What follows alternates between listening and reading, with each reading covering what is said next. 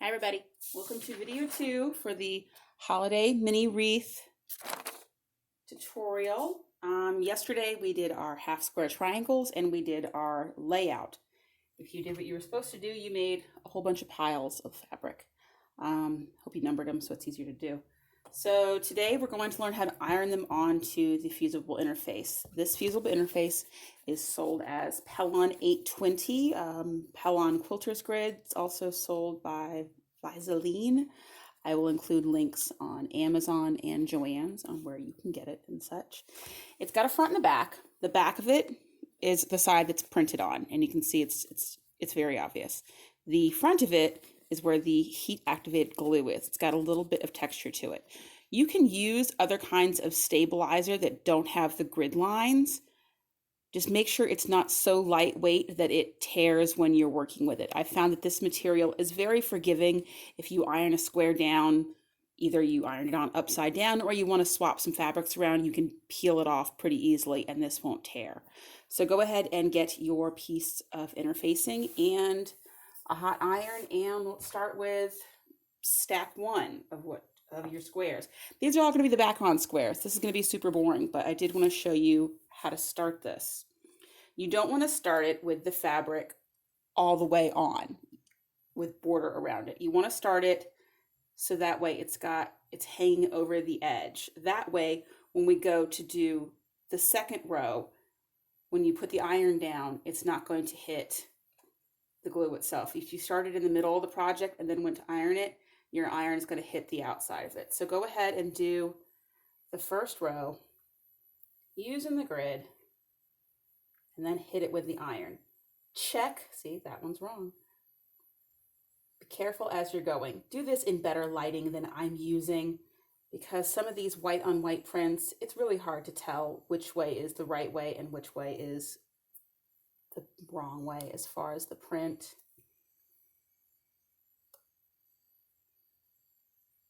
I like to put 4 or 5 down, take the iron, hit it with the iron. Don't worry about going all the way down, because when we do the next row, we'll be able to get that. Don't worry so much about everything lining up perfectly. Just be consistent with it. And do each row, then hit it with the iron. Do half a row, hit it with the iron, other half, hit it with the iron. If I cut the interfacing correctly, then the first row, when it goes on, your fabric should be hanging off of it just a little bit. And if I didn't, go ahead and cut your interfacing so your fabric is hanging off by a little bit. That way, again, as you hit it with the iron, your iron isn't going to touch the interfacing, and you can keep doing each row. Again, this material, the interfacing, is pretty forgiving.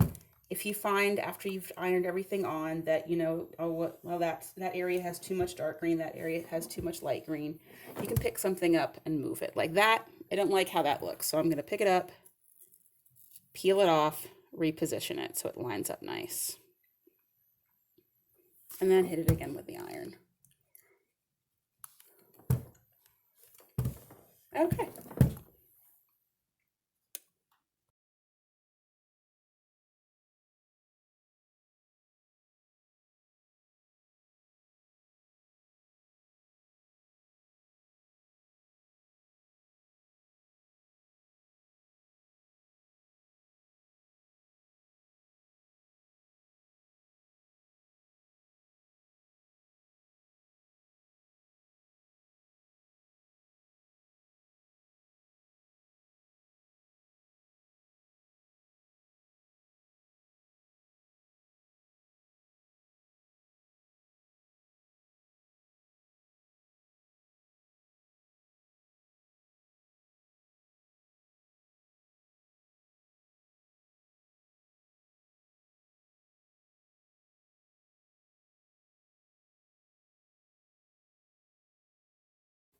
And this is how it looks when it's done.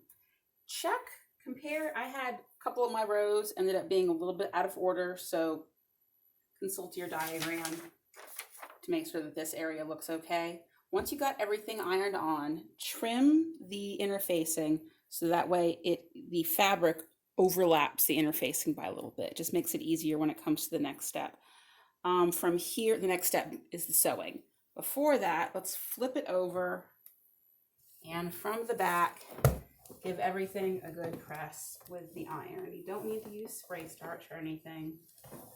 This is just flipping it over, just makes it easier to iron the whole thing, so that way none of the little squares come up as you're running the iron over it.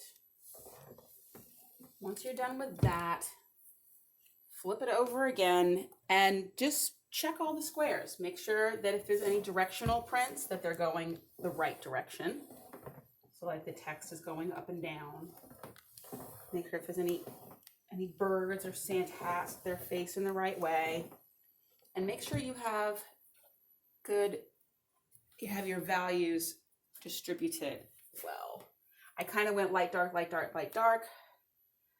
I'm just making sure I don't have two prints, that are the same, too close together or anything like that. Yeah, I'm pretty happy with that. Okay, so that's step 2. And come back tomorrow where we start actually using the sewing machine on this. Thanks, everybody. See you tomorrow.